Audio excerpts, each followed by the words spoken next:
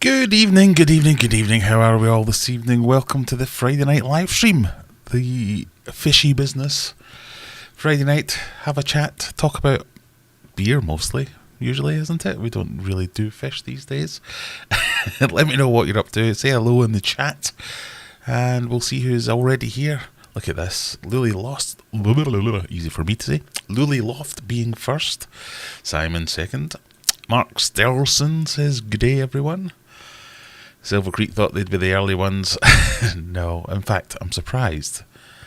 Usually the first one's hello from Doncaster about 2 o'clock in the afternoon. So maybe we need to check in, make sure he's okay. But good evening. Ross from an unseasonably warm Edinburgh. That's a silly thing to say, surely. You don't want to be given tempting fate like that. Lily's just got a pizza. Oof. Colour me jealous. Kaylee's in. The Fish Vet's in. Who else have we got? Lee's here. Hans here. Hopefully wearing your new t-shirt, Hans. Birmingham Gary. Zen Ginger, nice to see you. Who else have we got here? Let me know if you're here. Say hello in the comments. Martin, nice to see you. Dan, the Fish Nerd. Mark. Simon. AV, good. Thank you. I hope somebody was going to put that in there. Beery Business, yes. Shall I show you what we've got today? So, I was losing track slightly. In fact, can I show you this? Can I show you this? Shall I show you this? Let's go in little face. So, ever so slightly losing track. For those of you who are new here, this is a fish and aquatics channel. But for the last 6-8 weeks, we've been trying to expand my palette when it comes to beers. So, I've made a spreadsheet because, you know, when all else fails, make a spreadsheet. I've got the brewery, the name. I might have got some of these round the wrong way around. Alcoholic volume. I've gone for the two main things I've been testing. I should probably put colour in there as well, but I've got smell and taste. And then I've given everything a bit of a rating out of 10. I just hello to my favourite Welsh YouTuber. Thank you. Because at the end of the day, or at the end of this experiment, I want to have a list of ones that I actually liked and ones that I didn't like, rather than just buying the same ones over and over again. And I've done that today. I've bought this one again. The Big Berry Bonbon one. We had that last week. Strawberry Bonbon. So we'll go through them a bit later, but for today, we've obviously got the Strawberry Bonbon, Big Berry Bonbon. We've gone for a bit of a theme tonight. They're all Scottish breweries and available at Lidl, because that's where I went earlier today. We've got the Big Drifter, a West Coast IPA, 6.5%. The Strawberry Bonbon being 7.2%. Wow, why do I never learn? We've got Being Hazy. Yeah, get it? So it's Being Brewing, and it's Being Hazy. 5%. And then to round it off, we've got the Coastal Hopper West Coast Triple Hopped DIPA. Don't know what D means. I've got another strong one, 7% volume. And so I bought all these and then thought, have I had these before? Couldn't remember, so I went back, created the spreadsheet, looked at the spreadsheet and realised I don't really like IPAs, it seems. I don't really like hazy ones, it seems. So this is going to be fun. So, any suggestions for what I start with first? Out of those ones, we've got the Coastal Hopper, the Being Hazy, the Big Drifter, and the Big Berry Bonbon. So if you've any you'd like to see me try first, let me know in the comments. And if you are new here, like I say, we are a fish podcast. Podcast? Why do I keep calling this a podcast? It's not a podcast. A fish live stream, aquatics-based live stream. So, you know, any questions you have got, any comments, any opinions, hot takes, whatever you want, let me know in the comments. But we test beer as well, because why wouldn't you on a Friday evening? Steiner's in. He's got the beers ready. Slender Blobfish. Sandy, nice to see you. Aquarium Daily. Christine's in from sunny Oswego. Sunny? God, it's been horrible here. It's been like, I imagine what the apocalypse weather would be like the last couple of days here. Not nice. Hello to my favourite Welsh YouTuber. How very dare you. Oh, we've got some catching up to do with Simon. Right. He's had a bad day, so started drinking. Already on beer number 4. Oh dear.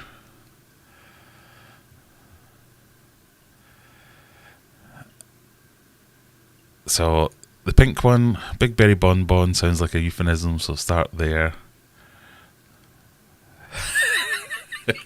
Oh my god, a beer spreadsheet. That's a new level of beer nerd. Are you a member of Camera? No, I've very much not joined Camera, don't worry. It's just so as I can track them and not buy the same ones again, because I thought some of these have been horrible. Memory like a sieve, I can't remember which ones are which. So, someone else has a very good suggestion. Start with the lowest ABV one. So that would be 7, 6.5, 7.2, 5. So that would be the Being Hazy. That one. That seems quite sensible, doesn't it? So I don't start slurring my words too quickly. I'm going to go with that. Thank you for that suggestion, Mark.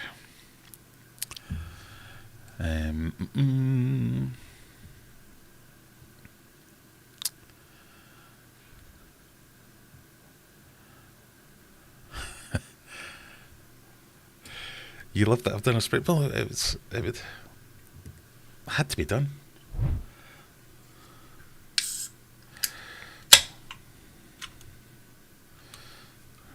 So I'll run you through what we've got so far of the previous ones. I haven't filled in the last ones because I got busy and did something else. So the first two were Brewdogs, Punk IPA and Candy Kittens. Brewdog Punk IPA, yuck, hops. That's how I felt. It tasted like a weak IPA and just meh. I mean, inoffensive, but not nice. And then Candy Kittens was the first one that was not unpleasant. I kind of quite like that one. But let's see how this one does. Why am I smelling the microphone? So this is meant to be a hazy one, I guess. Which, so far, have not been my favourites. But there's no overpowering smell here.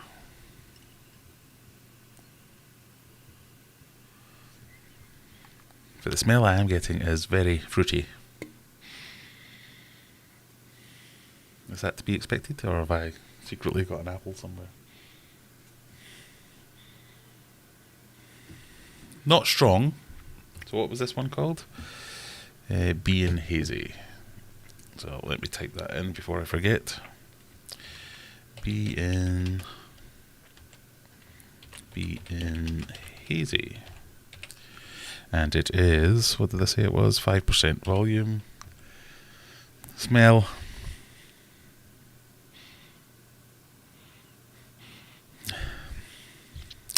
I'm going to go with muted citrus notes.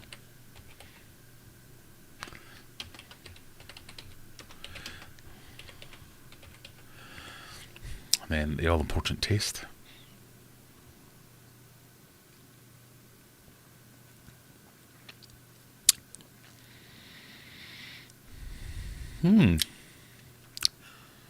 Not too bad. Not bitter, like some of the other ones.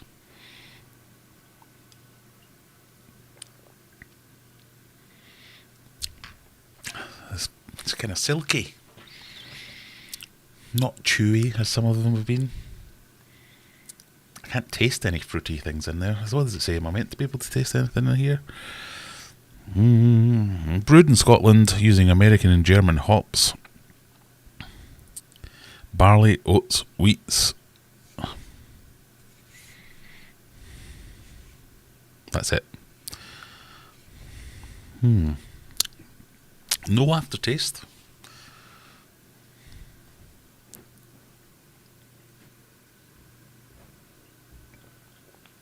Quite hazy, as you would expect. I'm going to go with pleasant, not at all minging.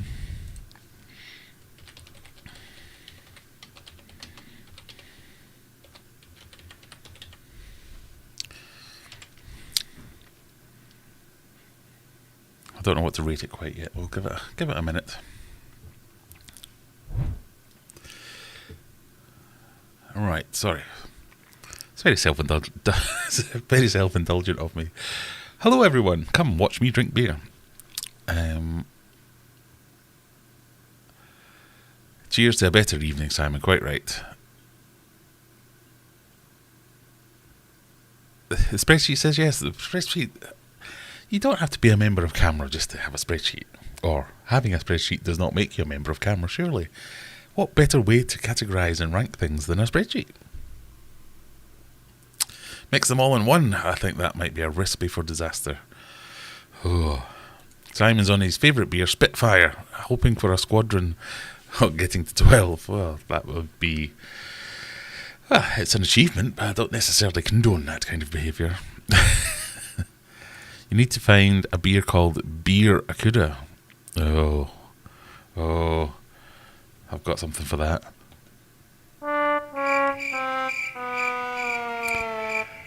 Oh dear, Mark's gone even worse. House of Sass, hello Graham. Hello all. Graham, how's the Discus tank doing? Why is that making a rattling noise? Not well. I have to be completely honest with you. It's currently empty again. Yeah, so that's my big news for this week. The Discus tank that I spent the best part of 3 weeks, if not a month, fixing, testing, aquascaping, acclimating or acclimatising, depending where you come from, fish, and getting them in there, getting it just as I liked it, and it sprung a leak. It waited for me, I mean, quite sympathetically, waited for me to make a video about it, and gave me a few days grace, and then sprung a leak. But it's the most disheartening thing. Oh dear, dogs are going mental. I was so happy. It makes me sound quite sad, but I was really quite pleased with how it was looking, and I was so glad to get that tank back up. And I really loved having that was like my big fish tank. It was my big expense. It was my big purchase. It was my 40th birthday present. It's a custom made tank.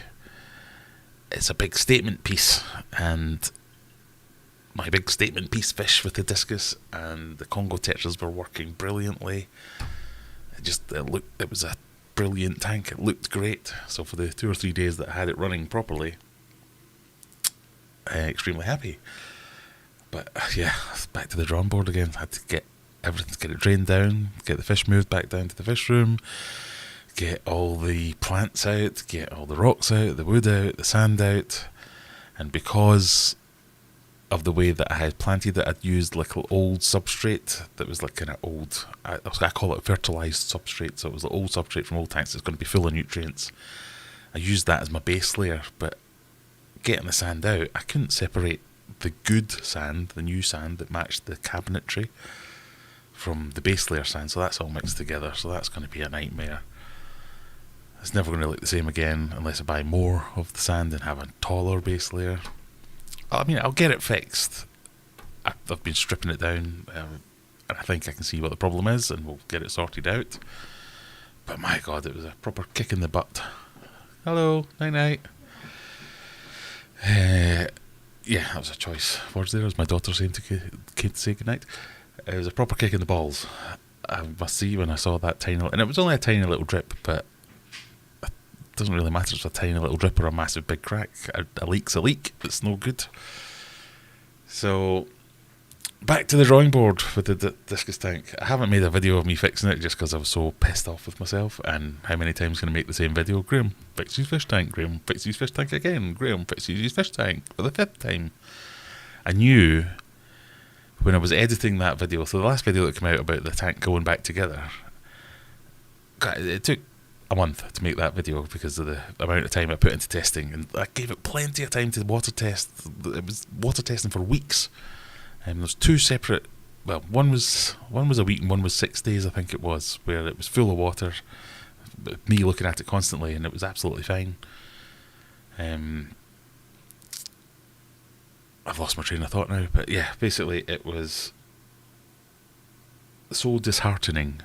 Oh yeah, when I was editing that video that I put together, I remember looking at myself, editing it on the computer, looking at all the things, and then I'm saying things like, I'd film myself saying, "Oh, I've done this loads of times. It's always worked. It's perfectly fine." I've gone, "Oh, why am I saying that?" I can't remember if I left them in the actual final edit or not. But there was loads of predictions about this will be fine, and people will laugh at this, but I've done it loads of times and it's always worked. It's never failed. It's never going to fail. And you're like, that's like totally tempting fate. It's obviously going to fail now because I've said that in a video. It was like that video that I made when I went on holiday, saying, I go on holiday every year and it's fine, I leave all my fish and we never have a problem. And then the next video is me going, yeah, all my fish have died. So it was a little bit like that. So that's how my fish tank's doing. Not great. The fish are all fine.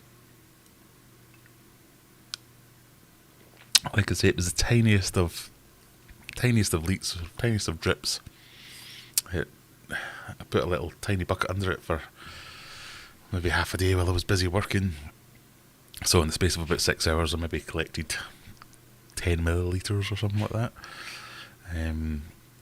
But again, that's not the point. It's a bummer. Mwah, mwah, mwah.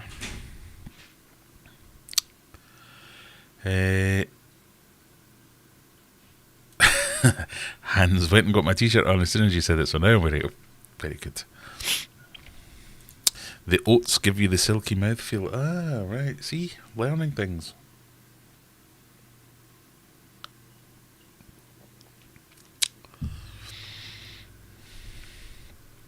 I'm going to mention that in my notes.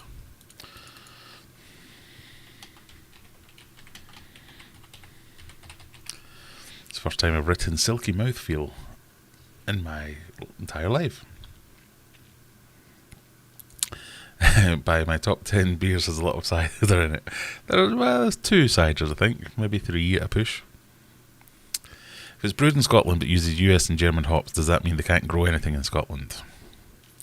I won't tolerate this much longer. I imagine Oz Clark does psychotic spreadsheets as well. Right, come on, psychotic.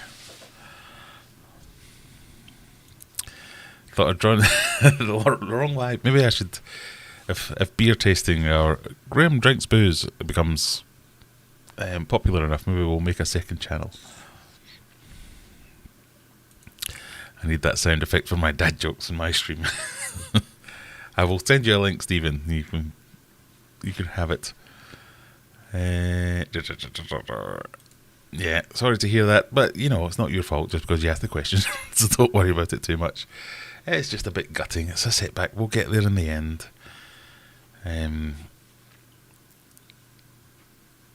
Yeah, it's just annoying, that's all. Cannot believe your luck with tanks. I mean, to be fair, it's probably my luck / skill with resealing tanks that's the problem rather than the tanks themselves. Where was the leak? And in the end, I think there was 2 places. One that was on a seam that I didn't reseal, so I think just because it had lain empty for a year, one of the other seals had perished. I didn't in the end reseal the whole thing, so that's what I'm doing now, resealing the whole thing. So there was a tiny leak there, but I couldn't really tell if that's where it was coming from or one of the bits that I did do, which was near the front. I can never really tell for sure. I think it was those 2 places where they're my most likely culprits, but we'll sort it out.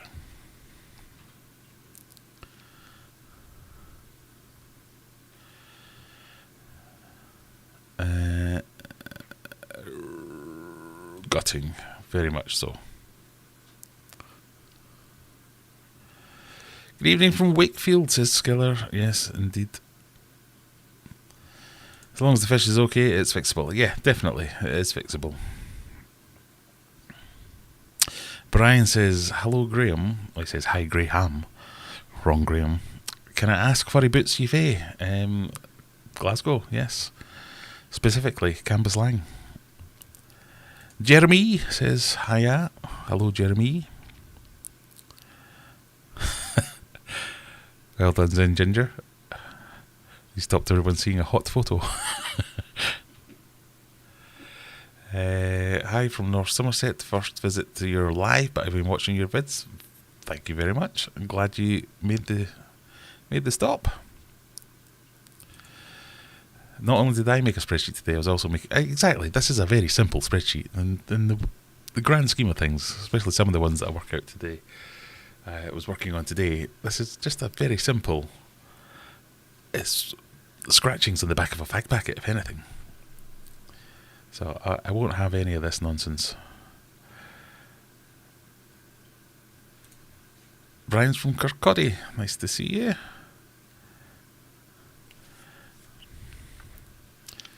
Just bear with me a second. There's either a big rat over there or somebody doing something. Oh no, it's my wife. Eavesdropping. You go away. You're making me feel very self-conscious.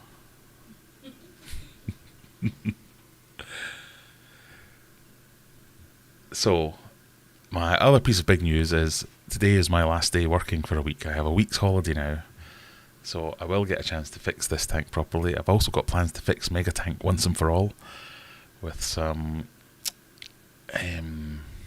what am I trying to say? Some pond liner. So I'm going to do some pond liner patching, ironing, joining, welding. Plans to do all these kind of things, and some other trips. Alton Towers on Sunday. If anybody's going, we'll see you there. What else are we doing? So that's my plans, is to make a load of videos on my week off so I can get them all queued up and stop stressing about making content. Did you say big... Well, there was just some scratching going on from behind the computer, and it's dark in here. I know it looked light on stream, but I couldn't see what was going on, but it was my wife crawling about doing something over there. So no, I'm not comparing my wife to a rat. I'd like to make that very clear. Been watching for a while, but the first time in live, that's fine. Glad to have you here. You're off in half term. Are you mad? Yeah, exactly. Yeah.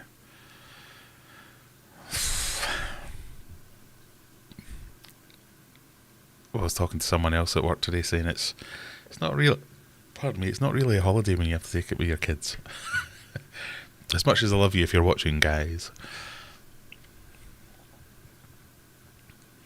So we have some plans. Like I say, I'm going to make loads of videos. I'm going to get Mega Tank. So my main goal for this holiday was to get Mega Tank up and running, because I need some good time to spend a few hours at a time getting in there, getting it properly cleaned out, stripped back, and then attack it again. And I just don't normally get the time, because weekends are filled with activities and kids and dancing, gymnastics, whatever. Not for me, for the kids. Weekdays are obviously work, and then activities in the evening, so it's I normally get to grab an hour here and an hour there. So having some time off, I'll be able to spend a good few hours and get things progressed to some kind of stage where I can get things dried out, cleaned out, stripped back. My plan is to...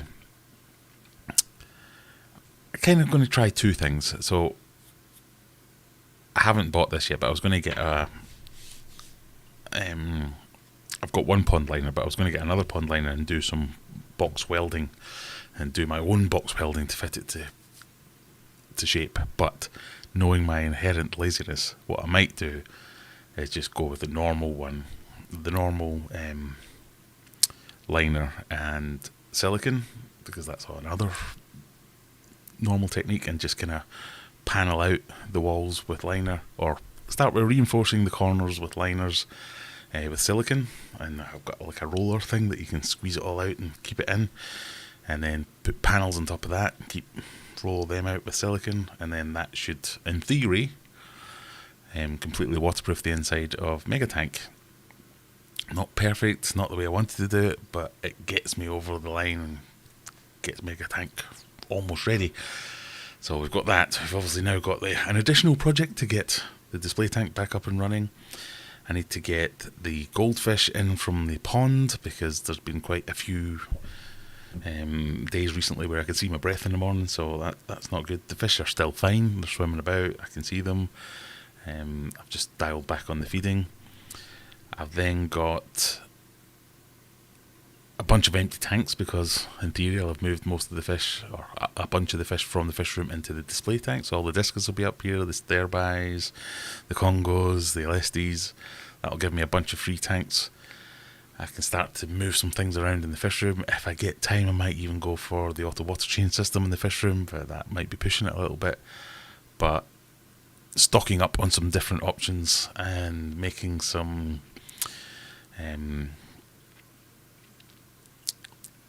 not display tanks, but more what am I trying to say? More experimental tanks, like doing some 3D backgrounds, doing some like I saw a really nice idea where someone had made a 3D background, but then kind of impregnated, that's not the word I'm going for, some like pleco caves into the wall within 3D background. I thought, oh yeah, that's a great idea, I like that, I'm going to try that. So I've got lots of little ideas in my book of ideas, wherever it is. That's the problem with having a book of ideas you can never find. You can never find it to then implement any of the ideas. I'm sure it'll turn up. Anyway, so that's there he is. NJ from Doncaster. That's not what I meant to say. How strong was this? 5%. Hi from Doncaster. Hi from Sheffield. So that's my plans. They will be no doubt immediately scuppered by, Dad, let's do this, let's do that. As much as I'm saying, oh, it's never a holiday when your kids are off at the same time, I do want to spend time with my kids as well. So there is that.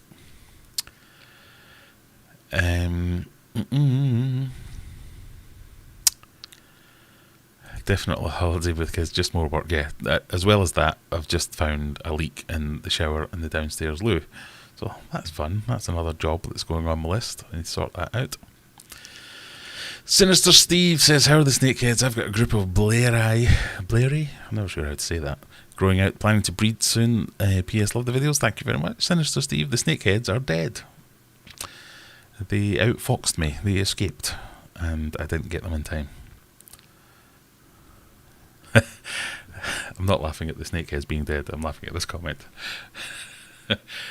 I low-key really want to see Graham doing gymnastics now. I'll have you know, I can still touch my toes and still kick my height. For a man of my stature, I think that's quite impressive.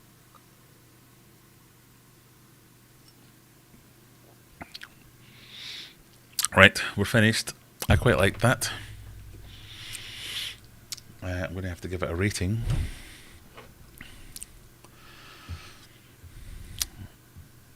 So I'm going to add a bit hoppy, because as it went on, the smell was a bit hoppy.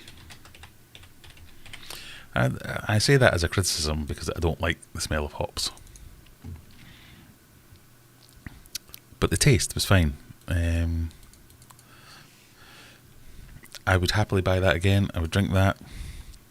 It's not, I wouldn't go out my way to get it, so it's kind of 7-ish. So when I look at other ones that I've rated 7, I've gone with the Franny Canny, that got a 7. I know that got 7.5. I probably prefer the Franny Canny than I do that. What else has got a 7? The Fru, I'd say it's probably on a par with the Fru. Or do I like that a little bit better maybe?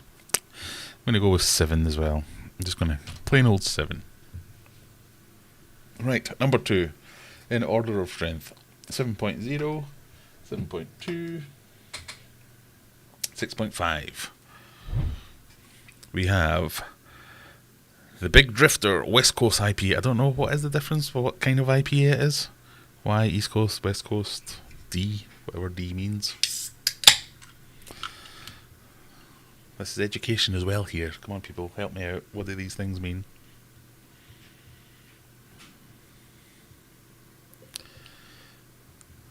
My bar skills are getting better. I haven't had to put a flake in anything for weeks. Oh, I've done that thing again where I've said something stupid in the middle of doing something that's going to make me look even stupider.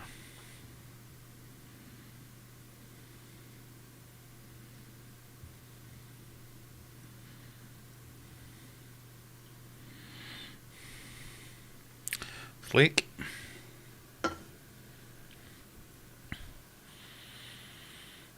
That has almost no smell.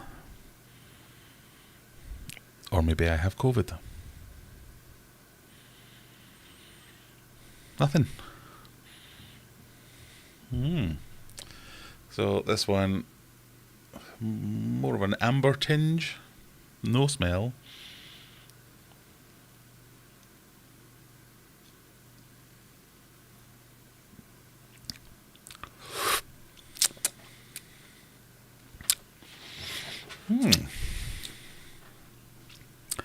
Drier, if anything. Contains barley, oats and wheat. It's not quite as silky as the last one. Definitely inoffensive again though. Skiller, emptying my Discus tank for a deep clean and rescape tomorrow. Changing sand from black to white. Oh, changing sand, that's a fun job. BB in my bogwood is really pissing me off and I can't seem to get rid of it. Any ideas? Okay, ideas for getting rid of BBA. I did make some videos about this. It depends how bad it is. So if it's not terrible and you're doing a big clean tomorrow anyway, if you can get it out and get some God, it's impossible for me to say this. If you can get it out and get some hydrogen peroxide, a few direct scooshes on that, leave it a couple of minutes, you'll see it'll start to turn kind of reddish, pinkish. That's it dying. You can put it back in, your fish will just nibble it off and that's it. It'll be gone.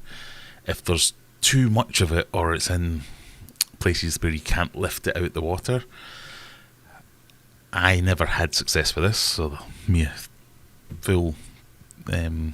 full transparency, I never got this to work, but people do seem to get results from doing spot treatments of hydrogen peroxide and Seachem XL.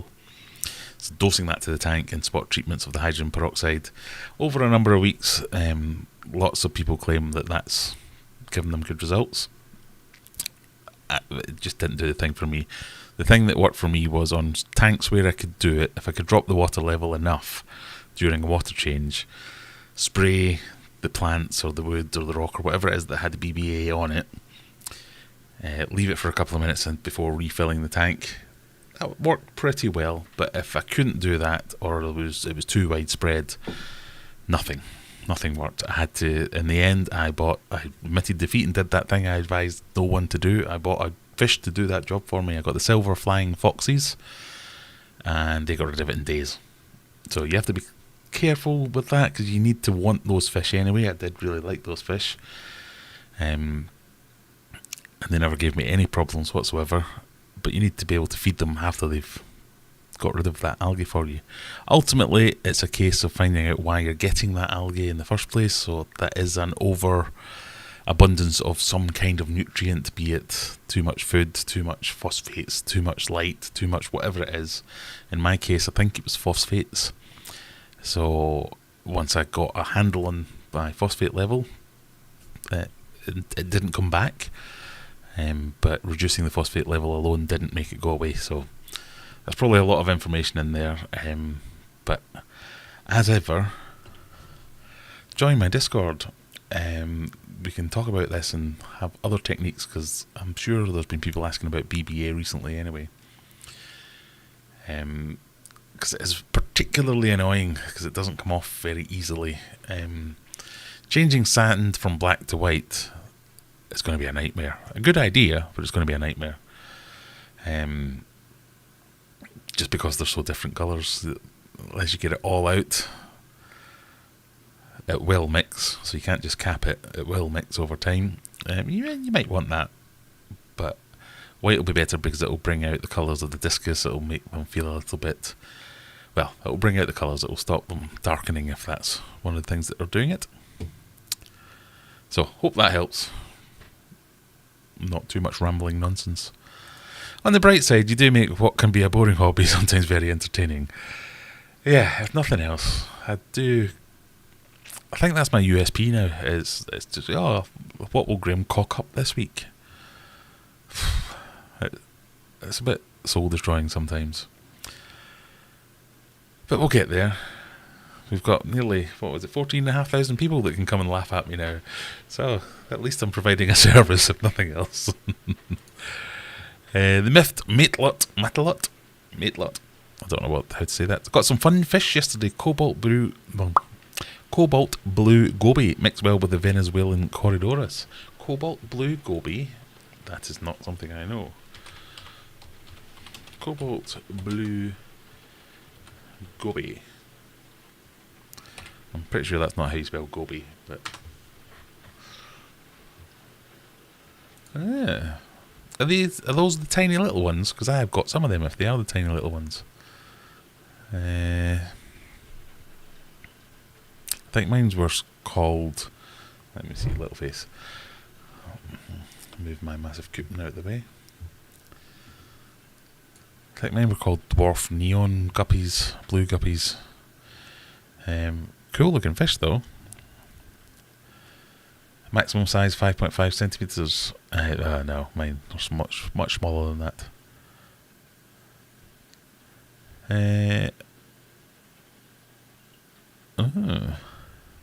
Cool looking little fish. I like it.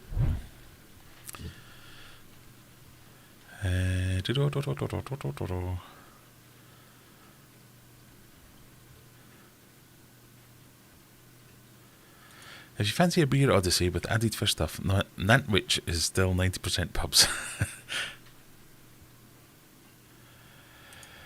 I just folded my corners on my indoor pond, much less risk of leaks. Silicone in the folds would help as well.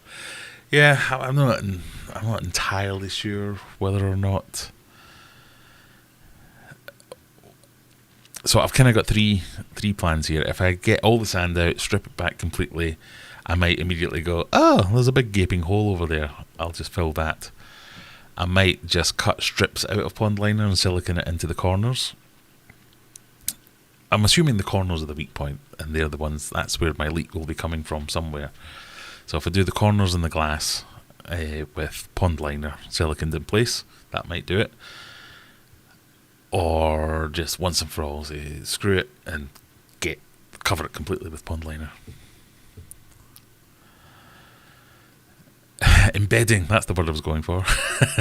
You watched the recent MD video too? Yes, I did. And I think that might be where I got that embedding the caves in there.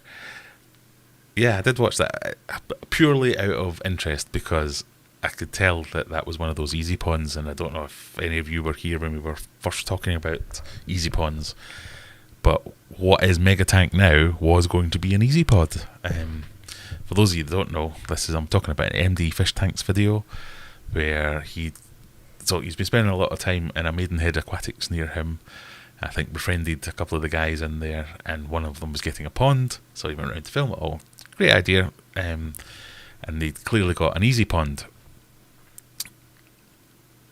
And I had considered getting an easy pond, and if I'm completely honest, touch wood, I probably should have just done it.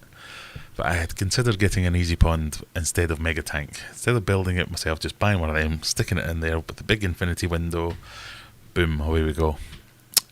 And it would have been up and running, it would have been fine. The power of hindsight. But they royally pissed me off because they wouldn't just answer one of my questions.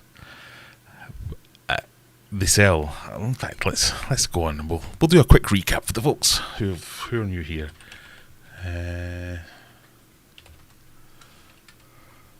Not X Pond, Easy Pond. So Easy Pond Limited. Where can I put myself? Sorry, I'm just trying to move myself out of the way. I'll put myself up here. So it's these, basically. Fiberglass ponds with big, they call them infinity windows. You get them in multiple sizes. that's great. How do you get in? Where's the... it's here. Sorry, completely blind. The range, this is our standard range. So I think I was looking at something like this, I think it might have been. Yeah, so kind of 8-footish. Thought that's great. I'm interested in that. So it's $2,000. It's not cheap, but I think when I did the costings for what Megapond has cost me, it's obviously a bit cheaper than that, but it doesn't bloody hold water yet. And ultimately, in the end, lots of factors were into my decision as to why I was going to build it myself rather than buy something off the shelf.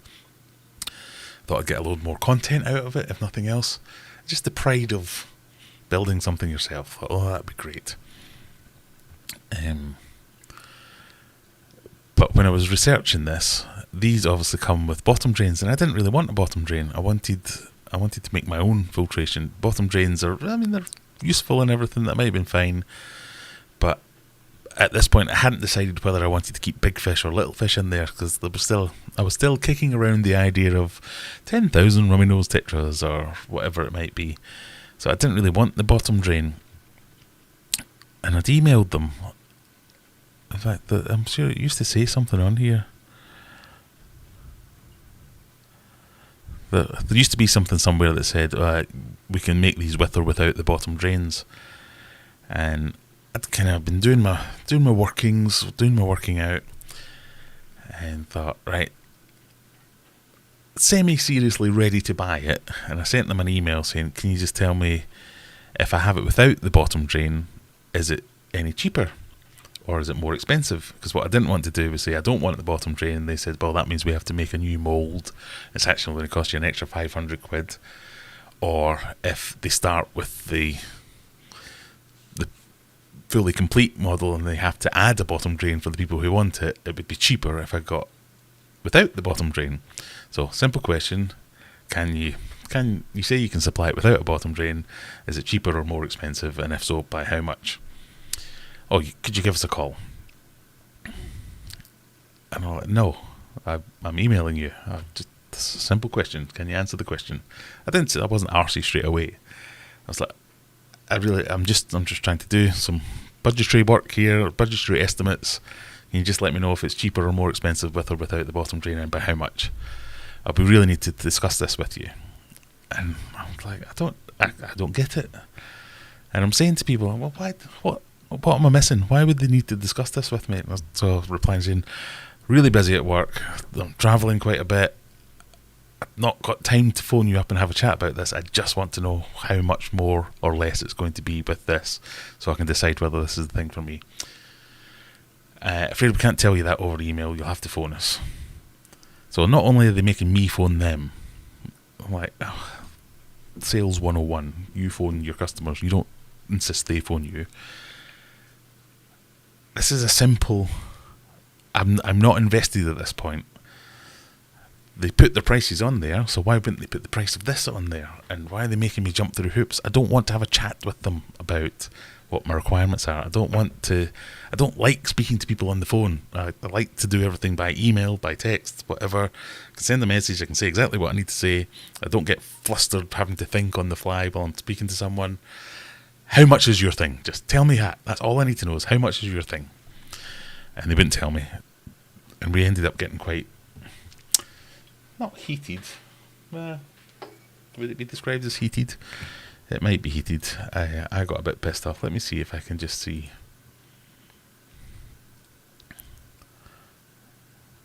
Have I named this stream completely wrong again?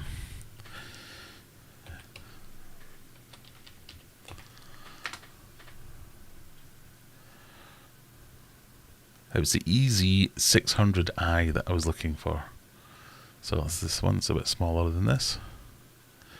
The range...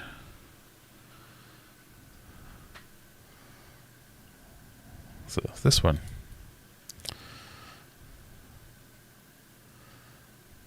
600i, 2200, yeah, that's the one. There you go, that's the bit. Note, we can also build these with no drain installed upon request. So, there you go, that's my request. Can I have it without a drain?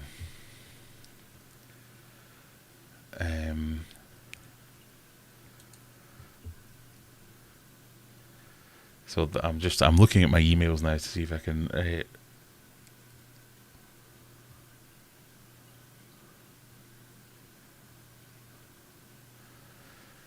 yeah. So eventually they offered to call me. And I said, I really don't want to speak to you. I just want to deal with this over email. I don't want to give you my phone number. I just want a price and a lead time. So a lead time was the other thing that went there. We're not a spam company. We wouldn't send you spam emails. We just want to discuss your needs. My needs are, I want a quote from you and a lead time. I don't mean any offence. At this price, at this stage, I'm just looking for a price and a time frame. Our lead time is April, and this was back in November 21. Lead time is April. We do not sell details. We sell tanks. Our lead time is April. Oh, got it. None of the companies who sold me. This was when I'd got hacked. Given that we're now 9 emails deep into the exchange and you still haven't given me a price, I think I'll bow out here and wish you all the best. All our prices are on our website, Graham. Please feel free to email us, but like I've explained, we're a genuine company, a very honest company. We'd be upset that anyone we would ever sell their details. They got really hung up on this whole selling of details thing. But obviously we cannot help you out. Obviously, if we cannot help you out, wish you the best for your future and finding the right tank at the right price. So, my final word on it was, I feel like we're going round in circles. I haven't accused you of selling details, and there's no reason to think you aren't genuine or honest. Just explaining why I don't like giving out my phone number, that's all. I appreciate some customers might like to chat. I don't. If I have questions, rest assured I will reach out and ask them, but I'm in the planning stage of a project and just need answers to the question I'm asking. I don't have time to set aside for a call. I just want the info and email so I can refer back to it later when my sieve-like brain fails me. I just want a price. You still haven't given it to me. Nowhere on your website is there a price for a tank without bottom drain, just a statement that it can come without one. Even if it was on the site, do you know how frustrating it is for a customer to ask a question and be told that info is on our website when it clearly isn't? It would take less time to just copy and paste the info if it were available, and you would have a happier potential customer. In any case, your lead time's shite, and I don't want it. Paraphrasing. So, that's where I got to with my Easy Pond. In hindsight, I should probably have just spent the money and I would have had the tank. But would I know by now whether or not I had to pay extra for a bottom drain or I got to pay less for a bottom drain? Who knows? I still think they're pretty cool looking tanks. I mean, that would look great, I think. I'm kinda happy that I went with my route.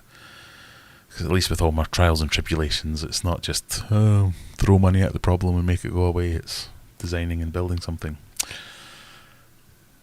So, there you go. That was my interest in the MD Fish Tanks video, because I saw it was an Easy pond, and thought, oh yeah, and it reminded me of my infuriating conversations with them. Scott Haddo. Scott says, evening all. Sorry I'm late. My film's finished now. What did you watch, Scott? Let's get those likes up, shall we? There's an idea. How many likes have we got? We've got 50 odd people here and only 29 likes. I think we can do better than that, surely.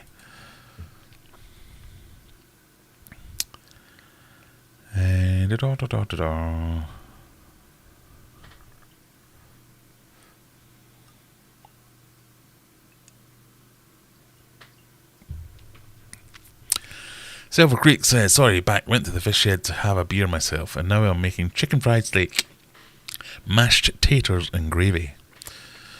Did it hurt to pronounce that?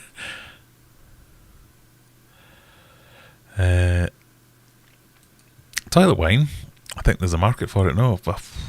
What have I missed? Start brewing my own beer? Maybe. West Coast is a California brew. Or Oregon.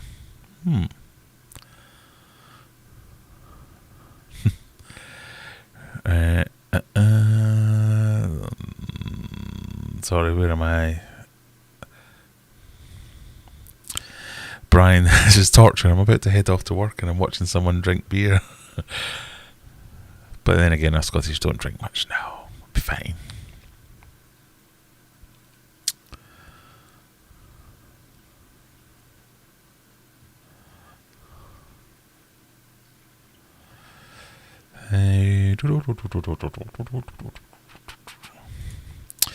How strong hydrogen peroxide do you use? I think it's... I think it's down in the fish room. I bought it off Amazon, so let me just double check. I want to say 3%, but I'm not sure. How do I check my orders?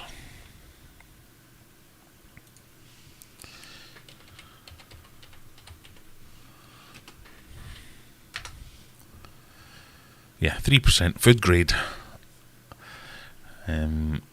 If you want to buy the same stuff as I bought, this did actually work for me quite well. I'll put a link into the chat. It is an affiliate link, so I will get maybe 3 pence.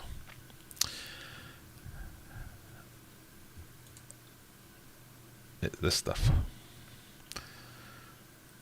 Loose mill hydrogen peroxide, 3% food grade. Like I say, it only worked for me on when I was able to get things out of the water, spray them and put them back in again. And I did make a video about this. Feel free to go and search it.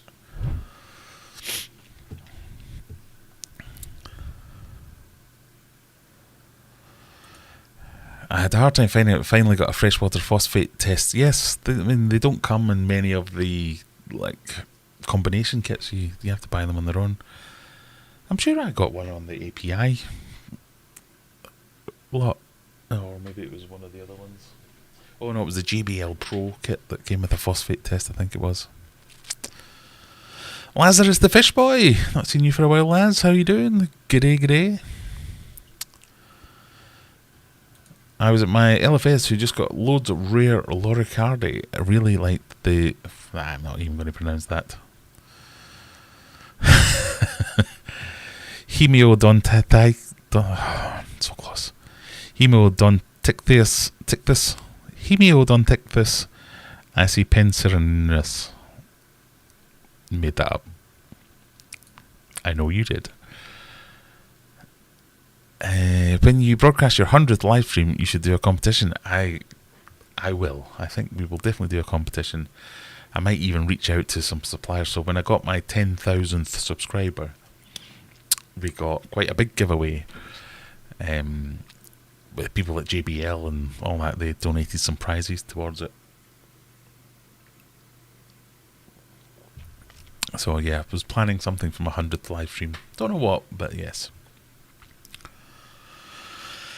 I love those viewing windows. They're pretty good ponds.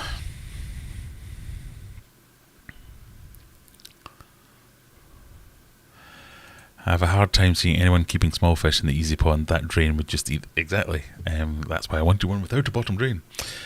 But they also do sell a fry guard that I've since seen someone using that would probably be quite good. And a bottom drain also probably be quite good. I mean, a bottom drain with a fry guard, because it's basically a fine mesh, kind of defeats the purpose. It'll just get clogged a lot. But I'm sure I could figure out something. And as I now know that I probably want to keep larger fish in there, a bottom drain's probably fine. $2,000 isn't bad. It's not. No, it's not. I mean, obviously that's just the tank, so there's no filtration, there's no pipe work, it's just that tank. If you want filters and all the pipe work to go with it, and lids and anything else that you want, that's all extra, but still, it's not bad. My big glass tank was a lot more. Yeah, if I was to try and make that in glass, that's why I was looking at it, because when I was pricing up glass to make a glass tank, I was like, oh god. Yeah, just the glass panel for Mega Tank. Yeah, it's ridiculous. It seems now that Stinker are going to be bred in the USA by Super Cichlid. Quite a big hatchery looking at the pics they have posted. Well, I thought that was probably going to be on the card. Not necessarily Super Cichlids, but someone with some premises would come in and just buy everything, all their equipment, all their fish. I've no idea if that's what's happened here, but it's probably for the best. Maybe he made them take their exception off the page. No, it was still there, yes, it's just on the other one. My guess is they didn't want to give you a price as they would worry that you told them to it months after the fact. What? And I would have totally understood that. But the fact that they put their prices on their website suggests that that's not what the problem was.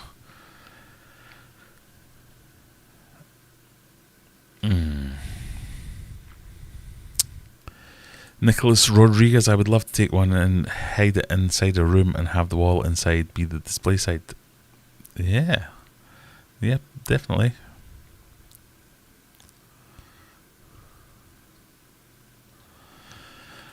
Are you having any new fish, says Kevin? Probably.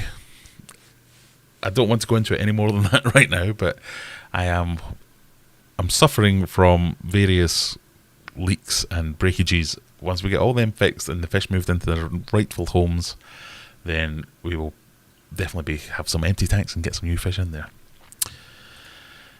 So that question you had comes down to a sales tactic. Salesmen are forced nowadays to bring the person in or physically get them on the phone for it to count as what they call an op or an opportunity. I get that, and I bought a car by email from a main dealer. I do it all the time. I try and do it at work. I don't like being on the phone with people. I'm not exactly lacking in confidence or anything, but I don't like immediate problems or answers or back and forth. And obviously, if I'm in a meeting with someone, that's fine. But if I'm here anyway, I much prefer to deal with things by email. So you tell me what the problem is by email. I get to sit there, I get to think about it, I get to do a little bit of research on the computer. I can formulate my response. I can say, is that a bit? Am I coming across overbearing there? I can think about my language. Whereas if I'm doing it on the phone there and then, I can be like, F off, no, not doing that. Oh, what an arsehole, I'm not listening to you anymore. And get carried away. Whereas if I do it by email, I can take a breath. I can think, no, that's just going to make the problem worse. Let's moderate that language. Let's try and do something helpful and do it that way. So I like I say, I bought a car this way. Let's get on the phone. We'll have a chat about it. I don't want to have a chat about it. I know what I want. You've got it. I want to pay this price. Can you get it? Yes or no? If you give me a call, I can tell. No, you've got an hour. If you don't respond yes or no, I'm going elsewhere. Fine. It worked. Dan the Fish Nerd has become a member. Thank you, Dan. So if they can do it in car sales, and main dealer car sales got to be one of the most high pressure sales tactic-y type places in the world, I guarantee easy pond salesmen aren't doing it like that. They're just something was missing. There was a disconnect somewhere. This wasn't corporate are telling us we need to speak to you. That was like there's like 6 of them total. That's not what was going on there. And I get that, and if that was the case, then I might have capitulated and said, right, fine, I'll talk to you. But it was just, no, you've told me all the other prices, just tell me the price of this bloody thing and I might buy it. So by the time we got to that point, on principle, I wasn't buying it.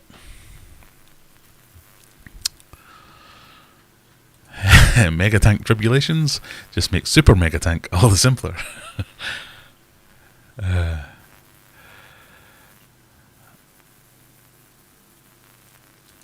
If they don't get you on the phone or physically get you on location, then the management considers the salesperson not to have and I get that in sales organisations. This is like I was going to say a one-man band company. It's not a one-man band company, but they don't have salesmen.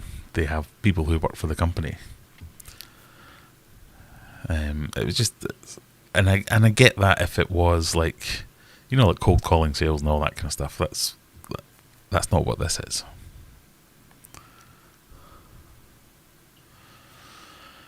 The missus and I just wanted to watch something together, so Tom and Jerry released last year. Oh, there you go. This is my point. If you lose business by not providing info that seems counterintuitive, also, there should be a tipping point at which they give you the damn price and they hope that you take it. If they hadn't published any prices on their website, I would have 100% expected them not to have given me a price, because their pricing structure is bespoke at that point. It's let's work out what a project is going to be. But the fact that they published the prices on their website, apart from that one specific instance, means they're happy to share pricing.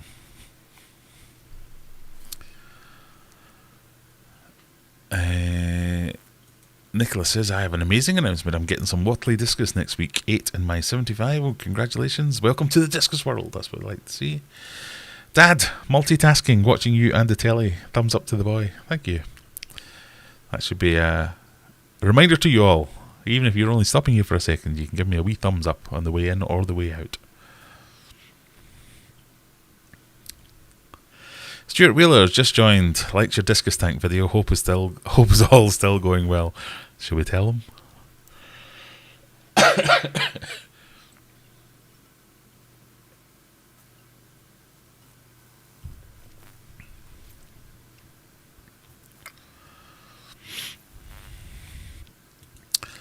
If we had a call inquiry and did not get them into the store, we were reprimanded. Some lost their job or pay for that.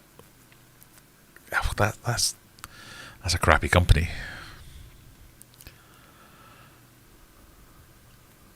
I used ornamental aquaculture in the Midlands for my custom tank. All measurements done by email, and they were spot on. Yeah, I mean, if your customer's saying to you, I only want to deal with you on email, are you going to turn around and say, don't want you as a customer then? That's fine.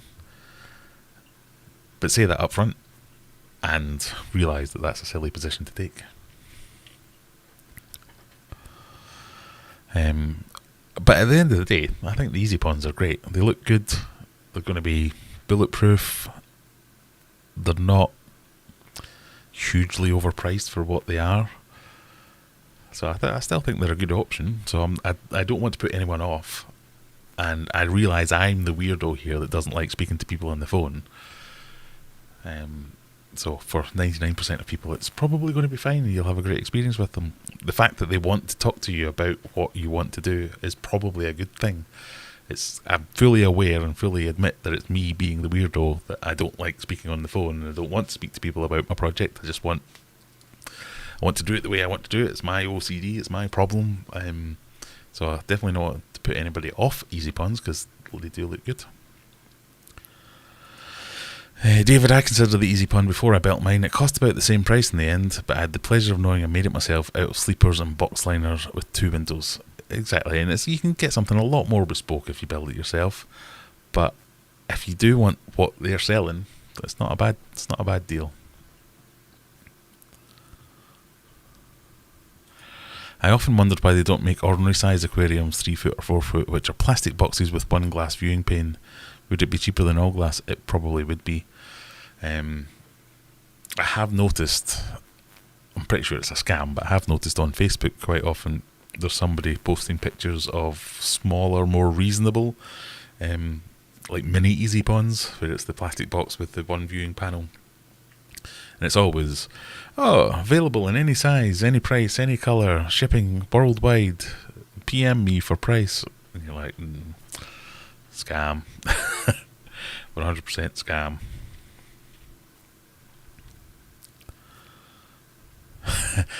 Couldn't you just block the drains and hook something up over the side? Definitely, you could have done. One of the things... Well, so yes, you could have done that. One of the things I was trying to find out was whether or not if it cost them more to put a bottom drain in, I was happy to have it without the bottom drain, and then I save a bit of money. If it didn't, I was happy to have them have the bottom drain, and then I block it up or something along those lines and just not use it. That's where I was getting to.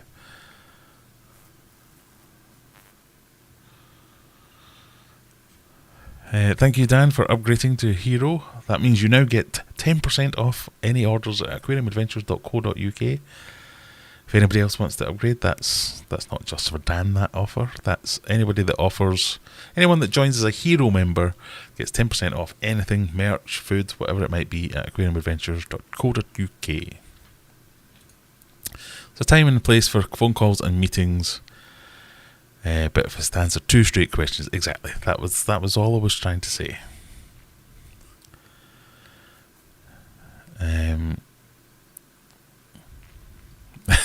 They were just stupid. I didn't want to say it like that. And they're probably not. It's probably a sales. Not even a sales. It's a good customer service thing to want to talk to your customers, and I get that. Trying to understand what someone's going to do, you make them feel warm and fuzzy that you're there to help them and support them, and that secures the sale and builds a relationship for the next time they want a bigger pond, or they want to get a second pond, or whatever it is they want to do. Totally get that. Totally valid. And again, like I say, I know it's me that's slightly weird by not wanting to engage in that process.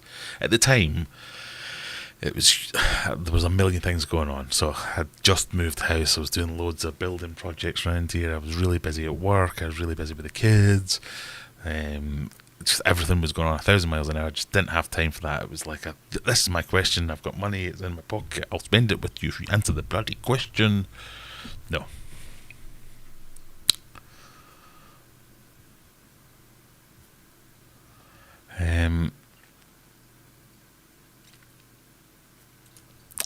I've just joined. Are we discussing Easy Pond and MD's most recent video? Yes, so in a roundabout way, we are. I saw the video. It reminded me of an exchange I had with Easy Pond. The person who bought the Easy Pond had also done a 3D background, and it made me go, oh, that's a good idea. I'm going to have a go at that, basically.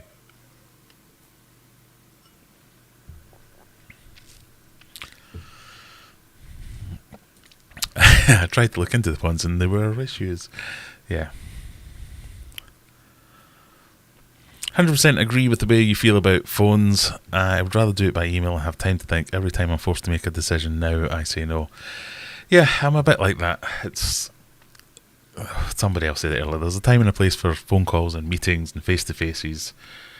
But I try to do 99% of my correspondence by email, so as one, I've got a record of it. You can't say, oh, I never said that, for something that you put in an email. It's my catch-all filing system. If anybody asks me a question, I go into Outlook and I search, and then for the last 10 years it will pull up all the relevant details. So it's that, keeping a record of it, being able to refer back to it later, and just buying a little bit of space and time to think about something and form an answer. So I sometimes come off as quite hot-headed or quite belligerent. Because it's not that I have a short fuse. I'm not like an angry rawr. I don't have a lot of time for nonsense. And quite often people will just kick a can down the road, or they'll take a minute, they'll just give a platitude just to move something on, and then you have the same conversation 10 times in a row for the next month. Which is, I find it hard not to challenge. So if somebody gives me some bullshit, I'm like, when are you going to do this? How much is it going to cost? When will it be done by? When will you tell me your updates? When will you do this? And it comes off as me being overbearing, or me being all kinds of negative things. And that's probably right. It's because I can't be arsed with bullshit. Apologies to anyone it's not 9 o'clock after 2 beers. Whereas if I get to just do it by email, I can either find out the information myself and answer it, and it's just done, and it's out the way and it's gone. I can construct a narrative where I can make my point very clearly that I want you to do this, this, and this, and my expectation is you will have done it by then, and if you don't do it by then, you're going to have a problem, without me being all shouty and aggravating and aggro. But also, on the flip side of that is, somebody asks me a question. If I don't know the answer off the top of my head, I generally don't store lots of information in my brain. I don't know if everyone else is like that or not. So if someone asks me a question and I'm on the phone and going, I don't know, and the like silence while they're waiting for the answer, I'm going to have to Google this. I don't know what the answer is. Whereas if it's in an email, clear requirements, I can spend a bit of time figuring out what the answer is, and I can do a clear answer. But maybe I'm just weird.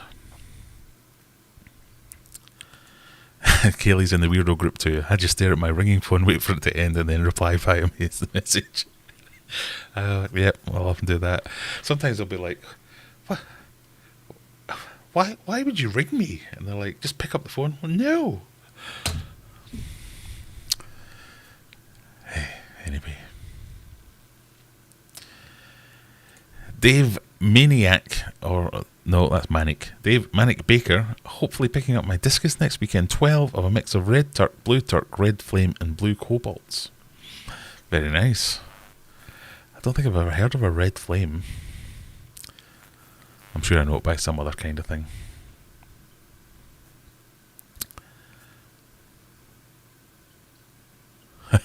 My dad buying a car used to walk away or tell him to bugger off if salesman came up to him. Well, that I thought I'd discovered the perfect way to buy a car was just to not even go in the showroom. Just find it, look at the pictures, and say, I'm going to come up on this day at this time, I'm going to take it for a test drive, and I'm happy, I'm going to pay you this price. Deal? And they go, and eventually they said yes.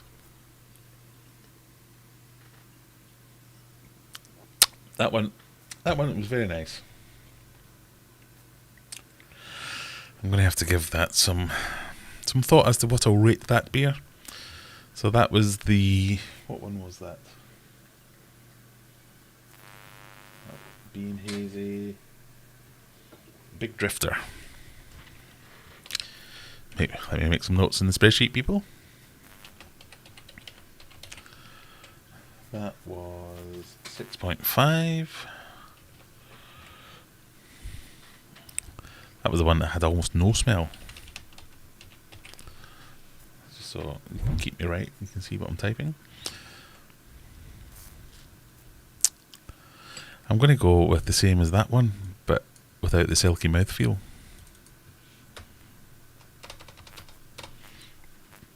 Yeah, I think I like the silky mouthfeel, so I'm going to drop that down to a 6.9. It's close though. Right, next on the list we have Coastal Hopper.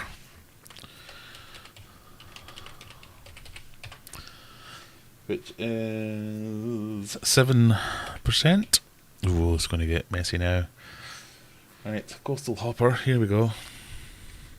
Get the ASMR stuff kicking.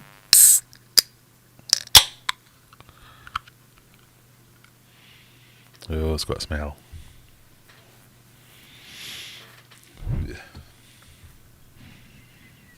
I've done it again, I've just sniffed the microphone. What is wrong with me?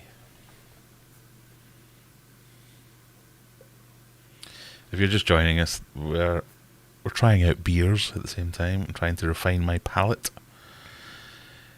Tonight's theme is Scottish beers, even though these are all either German or American, but brewed in Scotland.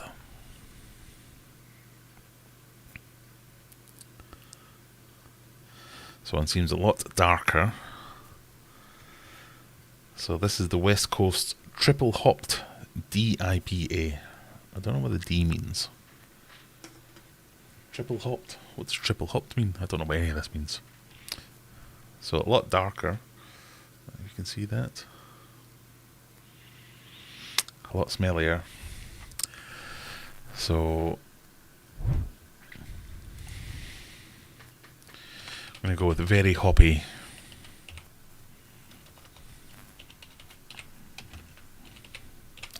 Yuck, just to be sure.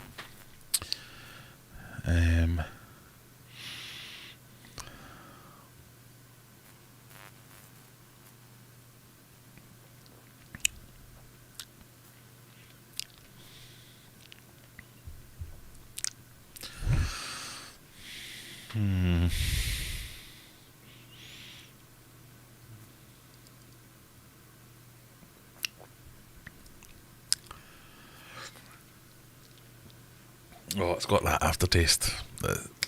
It's got that horrible aftertaste that's almost not even the aftertaste. It's just the taste. It's quite bitter. Bitter aftertaste. Quite hoppy. Chewy. No. I mean, it's no peanut brittle stout.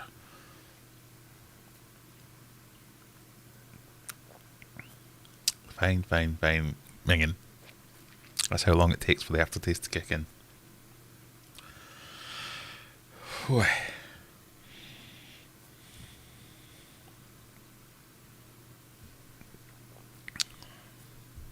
Minging. Yep, 3 seconds.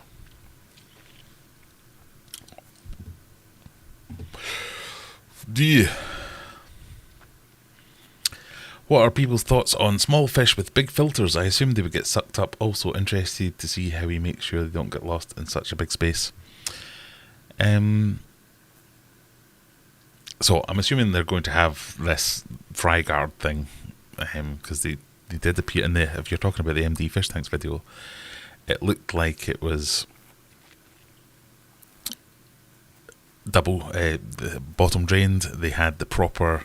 It looked, for all intents and purposes, like a koi pond. It had koi pond filters, it had the drum filter, it had the moving bed media filter, and then the third chamber for whatever that is, polishing and all that kind of stuff, or maybe biologicals, I'm not sure. But they did say they were using it for small fish. Totally on board with that. I love the idea of small fish in big tanks. It's one of the things I was thought about for a long time of doing with Mega Tank, was just having loads of little fish. Just very expensive. Because you really do need to buy thousands of fish, and thousands of fish cost thousands of pounds. Now obviously they work in the trade, and they might have more avenues and opportunities open to them to make that a bit more affordable, but I like the idea. I like the idea of big fish tanks, ponds, and small fish, because you get to see some different behaviour. You get to see things in a tank like that with 100 of something. You'll see a lot. Well, maybe you don't. You'll see a lot more natural behaviour, possibly, for 100 fish in a tank that size than you would with 6 fish in a tank that's 2 foot wide. Pardon me. Interested to see how he makes sure they don't get lost in such a big space. Indeed, it's an interesting thing. Yeah, I think so. It's a Glasgow thing. I'm the same. What, the telephone thing? Yeah, maybe.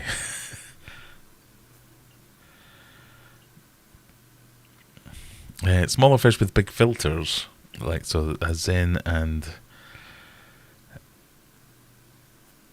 I think Fish Fit is about to say, a big tank with small fish, as in 1,300 litre system full of tiny tetras, my filters 3. Yeah, so that's a big tank. Big filters just need big strainers to make sure small fish don't get sucked into big filters. There's nothing wrong with that. And big filters,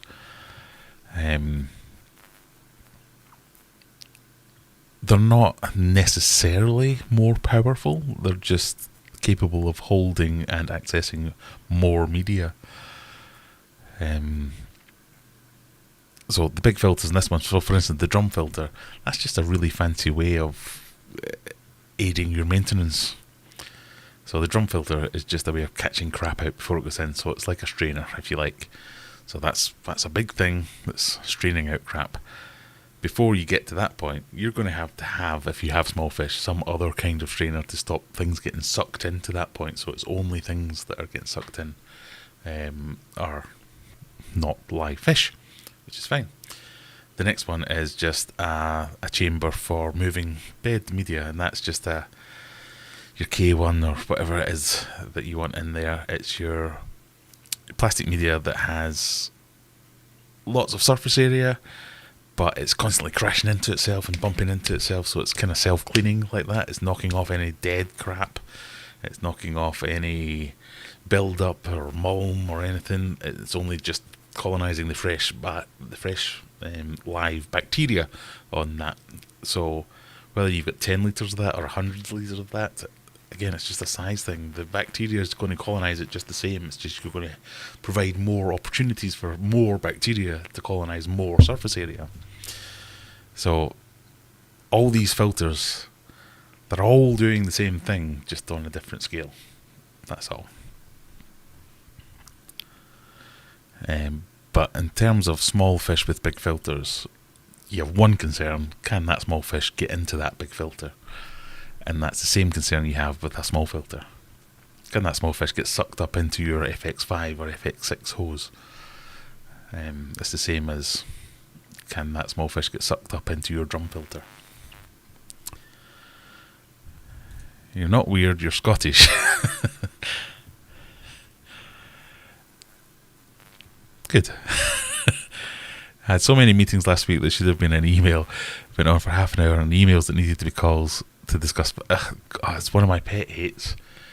So I have two pet hates. One is regular meetings. So like when you have a meeting every Tuesday at 2, we're going to have this meeting about this thing as a catch up. And you're like, you know that if that goes on any more than 4 weeks in a row, it'll just be so what did you do since last week when we spoke? Oh, we did this thing and that didn't work, so we've not done the other thing.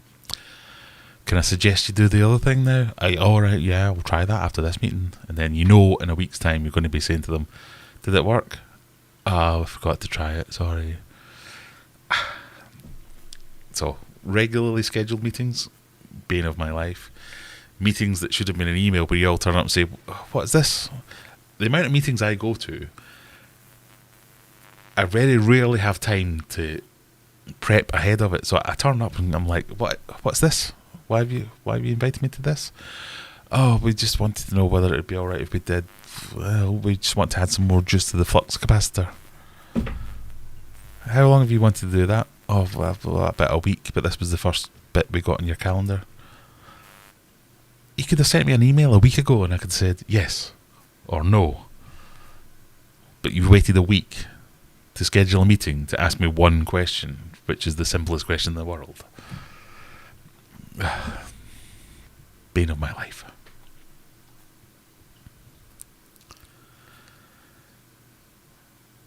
Yeah, and calls that you need to discuss finer details.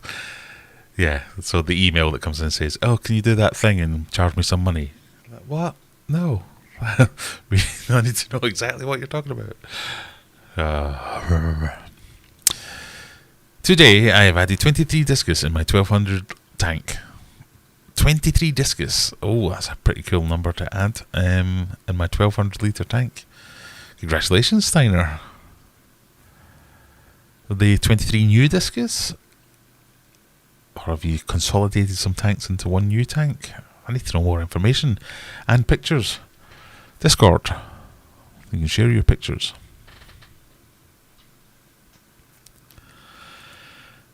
In before Coastal Hopper is horrible. Coastal Hopper is horrible. You're quite right there. Oh, the stink. Oh. D is for double I. What does that mean? Double IPA. Why is that a thing? Double India Pale Ale. Was it double India? Double pale? It's not pale. It's less pale. Or is it double strength? More information needed. My pre-filter gets so dirty so quick, but I guess that's the point. Exactly. So the more you're cleaning your pre-filter, the less you're cleaning your actual filter. There are things you can do, like super coarse. Oh, no, is coarse the right way? Super dense, super coarse. Super coarse. Big holes, big PPI. Can make it last a little bit longer. In sumps, for instance, a lot of the perceived knowledge with a sump is you have your overflows running your dirty water out your tank and you put that straight onto some filter floss. And then under the filter floss you have grades of sponge going from denser or more closely knitted holes to thicker holes. But counterintuitively, if you flip that on its head and you put in the denser stuff, what happens is, with the first way, when you're going on the filter floss, you're just every few days, every week, you're replacing the filter floss, because that's catching almost everything and not letting anything through. So you're replacing the filter floss. You're replacing the filter floss constantly, but you don't really have to touch anything else because it's not getting gunked up at all with anything else. But conversely, if you flip it on its head and have the coarser stuff first, the coarse stuff catches the big stuff, then the medium stuff catches the medium stuff. So it becomes a question of which would you rather do? Would you rather be throwing out filter floss all the time and not touching the rest, or would you rather be not touching it at all really for every few weeks and then just doing a big clean? So which way do you want to go?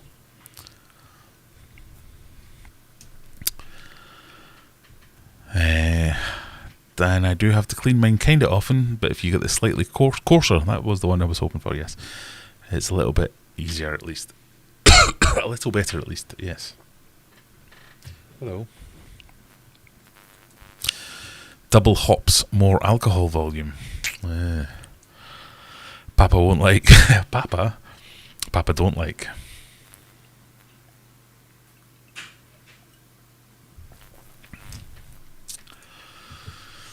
I'm sure in MD's video they were talking about using pumps that were several thousands.